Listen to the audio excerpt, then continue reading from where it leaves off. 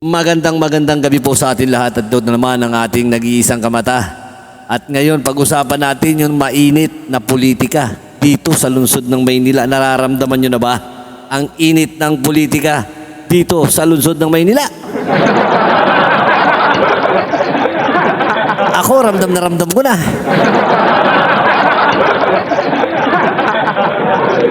Dahil yung mga nakaraan na parang patawag na itong si Mayora o ang patawag ng Asenso Manileño para ipakilala ang kanilang mga kandidato dito sa nalalapit na halalang 2025. At nakita natin, di ba? Nakita natin. Nagsalita ang mga ilan sa mga kandidato, lalo-lalo na itong mga congressional candidate.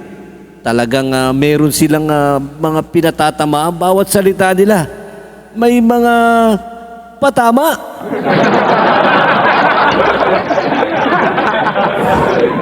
Alam niyo po kasi kahit na hindi nila pangalanan at hindi nila sabihin ang pangalan na itong kanilang pinatatamaan, alam na natin kung sino ang kanilang pinatatamaan. Di ba po mga kababayang Manileño? Alam niyo po ba kung sino ang mga pinatatamaan na itong mga politiko na to? Tulad nung isa, sinabihan pa na anay ng Maynila. Sino kaya sinasabihan niya ng anay ng Maynila? Siya ba? Ito ay nagtatanong lang tayo. Nagtatanong lang po tayo kung sino yung pinatatamaan niya dito sa salitang anay ng Maynila. Kasi ang pagkakaalam ko, ang anay, di ba, nakakasira ng bahay. Biruin nyo ba naman yung ginawa na itong kalaban? Ito sabihin na natin na si Yorme. Yung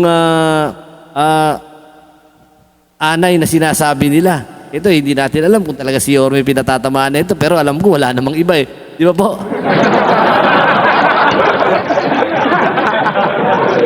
Kasi po kung si Yorme patatamaan natin, tandaan nyo po yan. Nakita po natin kung ano yung mga pinatayo ni Yorme rito na kahit na siguro ilang anay ang pumunta dyan sa mga pinatayo ni Yorme, hindi kayang ubusin yan.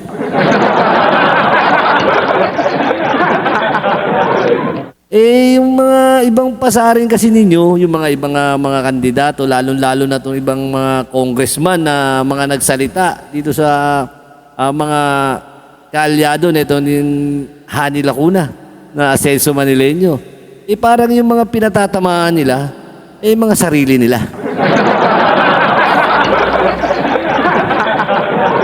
Kaya nga natatawa tayo sa mga ginagawa na itong mga to. Dahil hindi naman nila pwedeng sabihan si Yorme ng ganun. Kasi alam ko, kahit kailan, hindi naging anay si Yorme sa Maynila eh. Pinaganda niya ang lungsod ng Maynila. Di ba po?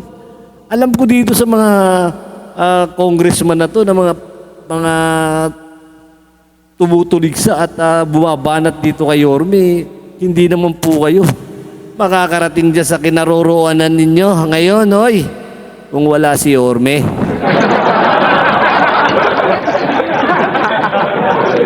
Di ba po? Kaya sana po, huwag tayong magsasalita at magpapatama ng mga ganyan. Kasi alam nyo, hindi naman tayo papatulan ni Yorme at hindi niya papatulan yung mga sinasabi ninyo. Baka sumikat pa kayo.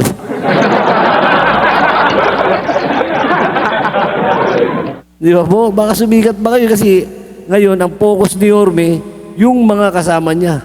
Di ba? Dahil yung tinapatamaan ninyong anay, yan ang magiging dahilan ng pagkawala ninyo sa pwesto.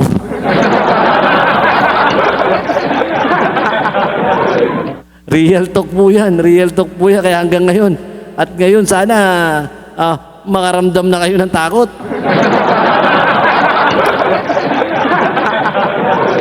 Oo, sadyang ganyan na talaga. Sadyang kabado na yung mga ganyan. Kaya ang gusto ninyo, banatan ng banatan itong si Yorme.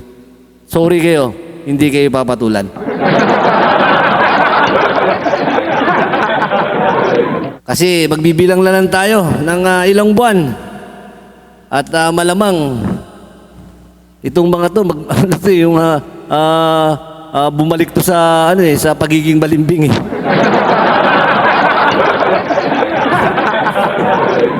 Alam niyo po kasi, yung mga politiko na yan, yung mga ibang politiko, wala, kung saan ang medyo may power at nasa kanila lahat ng makinarya, doon magsusumiksik yan.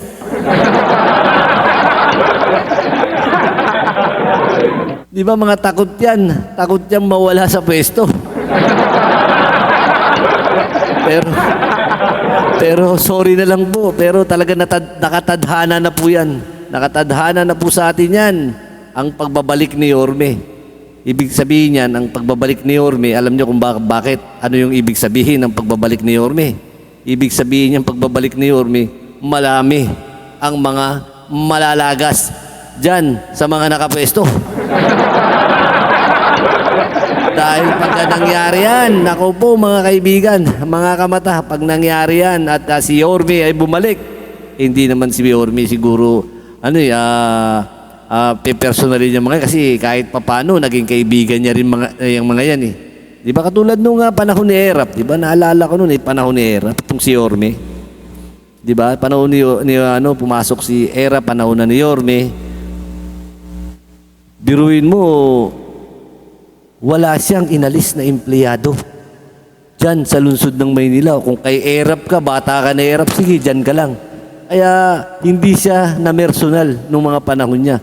Ewan ko lang ngayon, hindi pa nga sila natatalo na may personal na.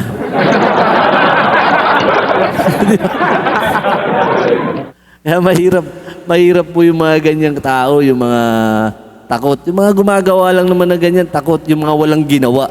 Kasi kung may ginawa yung mga yan, hindi magkakaganyan yan. Kung pinaganda nila yung Maynila, kung tinuloy nila ang mga proyekto ni Yorme, hindi magkakaganyan yung mga yan. Dahil alam nila na wala silang ginawa dito sa Maynila.